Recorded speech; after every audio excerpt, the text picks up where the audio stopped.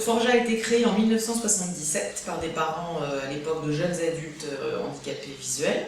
Forja est un centre de rééducation professionnelle, c'est ainsi qu'il a été pensé dès sa création, c'est-à-dire que c'est un établissement dont l'objet est de dispenser des formations spécialisées à des personnes, un public handicapé, en l'occurrence handicap sensoriel, déficience visuelle, mais qui a aussi la particularité d'être un établissement médico-social. C'est-à-dire que nous sommes dans un accompagnement psycho-médico-social, aussi individuellement que possible. Et en même temps, on est sur le champ de la formation, avec des formateurs qui sont experts chez nous à Forja, dans la déficience visuelle et dans l'apprentissage de différents domaines. Nous accueillons 40 stagiaires, 40 personnes qui peuvent avoir de 18 jusqu'à plus de 50 ans, parfois même 55 ans. C'est un immeuble qui a été pensé complètement pour notre activité et qui permet d'accueillir très tranquillement des personnes qui ont besoin de balayer avec leur canne ou des personnes qui sont accompagnées de chiens guides.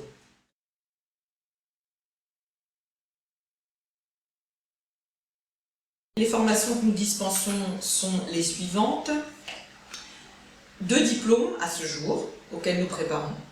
Le diplôme de conseiller relations clients à distance, qui est un diplôme de niveau bac, mais qui va tendre vers un niveau bac plus 2, qui permet aux gens d'aller travailler sur des plateformes téléphoniques et de faire tout ce qui est conseil téléphonique. Ensuite, une formation d'un niveau un peu inférieur, employé administratif et d'accueil. Donc voilà un bon niveau 3e, des gens qui peuvent occuper des postes d'agent d'accueil, qui peuvent faire du petit secrétariat. Il y a déjà un peu plus d'administratif là. Il y a moins le côté commercial que dans CRC. Donc voilà les 2 diplômes auxquels nous préparons. Donc adossé à ça, on a quand même une préparatoire au métier du tertiaire. Ça permet aux gens qui ne sont pas tout à fait prêts à entrer dans l'une de ces 2 sections-là de venir se préparer pendant une année scolaire. Et puis on a d'autres sections qui sont plus d'ordre de la préparatoire, du travail en amont de ces dispositifs diplômants, comme une section qui s'appelle préparatoire à l'insertion sociale et ou professionnelle.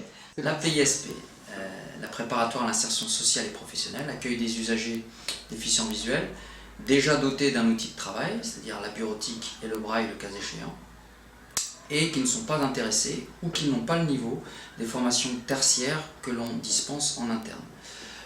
On propose donc de les accompagner vers la recherche d'un autre projet professionnel, la recherche et la concrétisation d'un autre projet professionnel individualisé qui fait en sorte de coller à la déficience visuelle de la personne et à ses capacités. Avec les formateurs, ils ont essayé de voir ce que j'étais capable de faire, de pouvoir faire. Et en fin de journée, j'ai trouvé mon projet qui va se faire le 2 septembre. Je vais rentrer dans l'horticulture. Et puis, des remises à niveau, en français notamment, en FLE particulièrement, français langue étrangère. C'est pour des gens, comme son nom indique, qui ont un très mauvais niveau de français parce qu'ils ne sont pas français à l'origine, donc il faut leur apprendre le français, mais adapté à la déficience visuelle.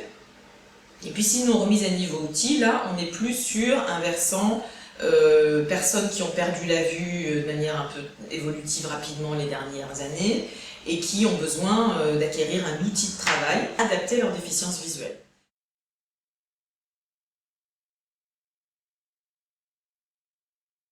Nous avons la chance de pouvoir bénéficier d'une assistante sociale. Et l'idée, c'est vraiment de les épauler au quotidien, de leur permettre de se décharger de certaines difficultés.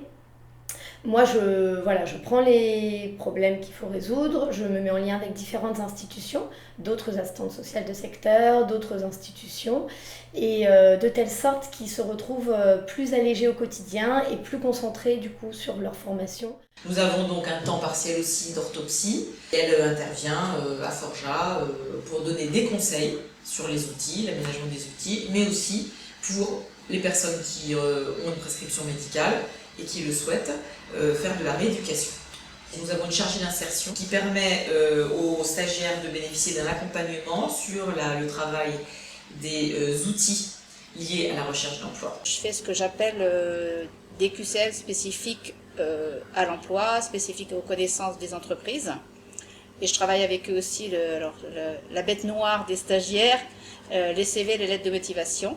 Nous avons aussi une transcriptrice braille ici à Forja. Tous les documents qui ne sont pas lisibles simplement par les stagiaires ont besoin d'être transcrits. Donc ou bien en braille, ou bien par l'intermédiaire du grossissement de caractères, donc caractères plus gros, plus gras, polices différentes. Forja dispose d'une instructrice de locomotion qui aide nos stagiaires dans l'acquisition de l'autonomie dans les déplacements, particulièrement de chez eux jusqu'ici ou de chez eux jusqu'au lieu de stage.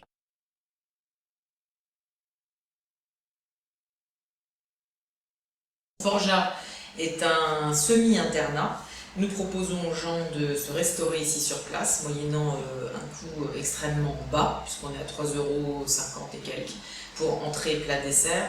Nous avons un cuisinier ici qui cuisine sur place. La spécificité de notre centre, c'est que les parents à l'origine ne souhaitaient pas créer de foyer, d'internat adossé à Forja pour permettre aux jeunes adultes, c'était leur projet initial, de s'autonomiser et d'acquérir plus de compétences dans ce domaine de l'autonomie.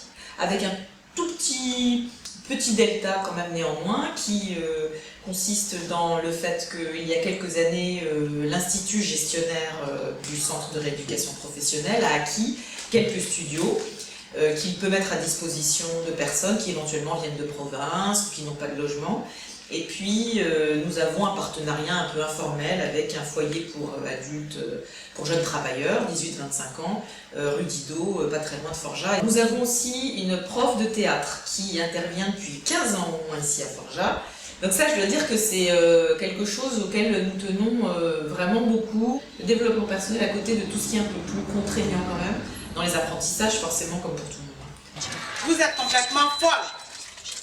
S'il n'arrive pas que ce soit nos enfants, je vous tue. Nous avons l'occasion là d'accueillir régulièrement des personnes qui viennent nous faire qui viennent se produire, qui font des concerts. Et donc nous proposons ça après les cours, une fois par mois, aux stagiaires qui le veulent, gratuitement. À cela s'ajoutent des sorties culturelles que nous proposons toute l'année, tout ça dans l'objectif de toujours s'inscrire dans une démarche d'ouverture et d'enrichissement personnel donc pour nos stagiaires.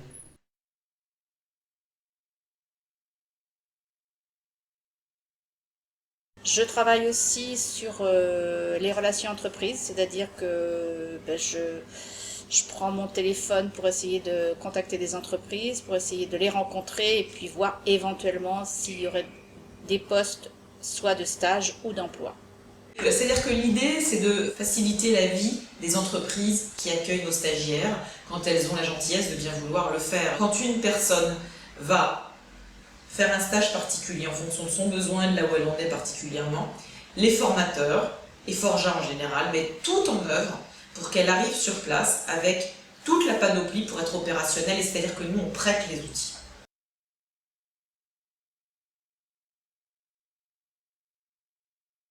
Nous avons des formations qui existent, qui sont portés par nos formateurs, qui sont experts et qui connaissent extrêmement bien, pour certains d'entre eux, le monde de l'entreprise.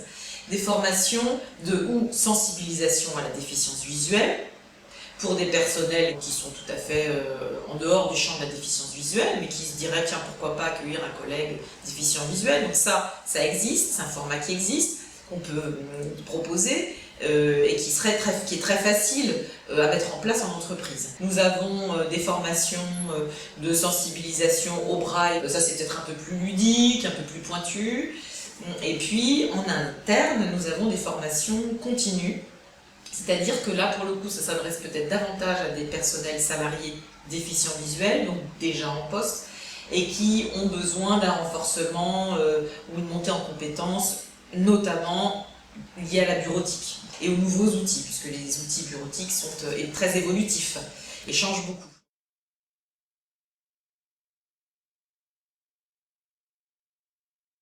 Forja a accompagné 1500 personnes déficientes visuelles depuis qu'il est ouvert, avec ce souci permanent de leur permettre de s'insérer dans le monde, dans le milieu ordinaire, et avec un autre souci qui est toujours de veiller à ce que nous soyons positionnés sur des métiers innovants ouverts aux personnes déficientes visuelles.